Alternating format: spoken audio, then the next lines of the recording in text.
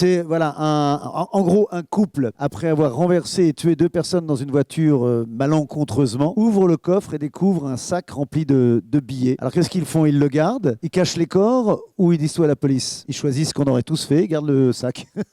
Ils disent rien parce que justement ils n'ont pas payé l'assurance de leur voiture. Donc ils préfèrent rester dans le silence et garder l'argent. Et l'accident a lieu à cause d'un ours qui est sur la route. Il n'y a pas d'ours dans le Jura, c'est dit beaucoup de fois dans le film. Et bien là, si.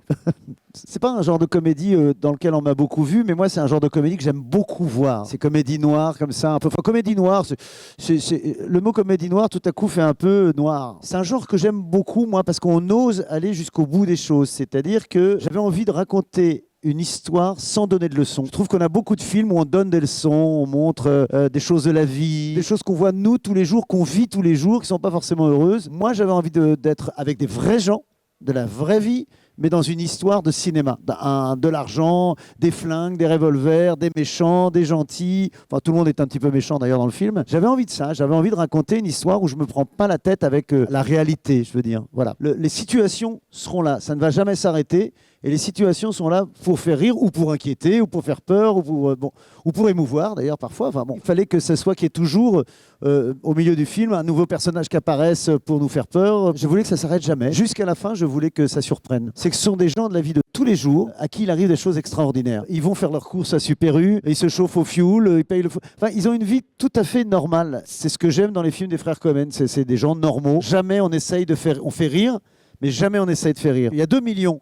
Ce qui est une somme, et en même temps, une serveuse du bar qui pose la question à Benoît Poelvoorde, qui est le gendarme, qui dit « Mais qu'est-ce que tu ferais ?» Benoît Poelvoorde lui pose la question « Si je te donne 2 millions, qu'est-ce que tu fais ?» Elle dit « Moi, 2 millions, je lâche mon mec, je lâche mon bar, et je m'en vais au soleil. » C'est une somme qui ne fait pas toute la vie, qui peut ne pas faire toute la... Et les gens sont capables de tout pour de l'argent. Et dans ce film, ils seront capables de tout, mais personne n'en aura. C'est ça que j'aime.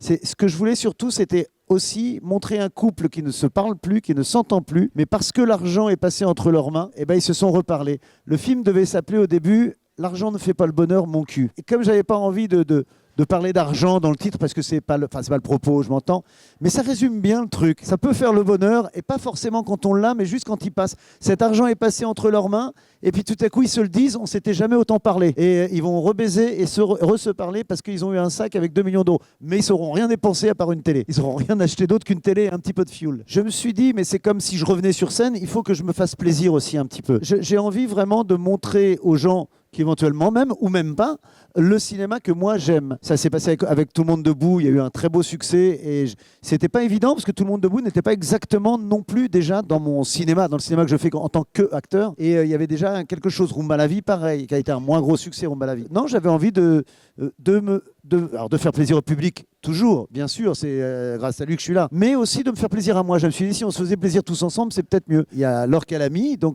mais qui fait autant de comédie que de drame. Elle fait un peu les deux. Et elle, je lui ai dit, attention, n'essaye pas d'être drôle. Alors, il y a des fois où elle y va, je l'ai laissé faire parce que c'est vraiment drôle, mais elle savait pas ce que j'allais... C'est-à-dire qu'elle a lu le scénario, elle a aimé le scénario, et moi, je suis très, très chiant, donc elle savait pas que j'allais autant la serrer comme ça. Benoît Poelvoorde, pareil. Et il a vu le film, il m'a dit « Mon Francky, je comprends pourquoi tu m'as fait chier comme ça. » J'ai dit à Benoît, je ne te dirai pas ce que disent tous les réalisateurs. Un acteur, ils disent toujours « On t'a jamais vu comme ça. » C'est pas vrai. Je lui ai dit « On t'a déjà vu comme ça, mais il y a bien longtemps. » Et il est extraordinaire. Il m'a tout donné. Ah, c'était marrant de l'avoir au costume avec... Alors, qu'est-ce que je fais? Il faut que on voit mes seins. Oh, je dis « Il faut que tu sois sexy. » Alors, on va laisser un peu... C'était marrant de voir tous ces acteurs qui allaient dans d'autres registres. Il y a Kim Michelin, la petite jeune fille qui était dans Le Consentement, qui est venue faire... qui est extraordinaire dans le film. Non, il y a plein de...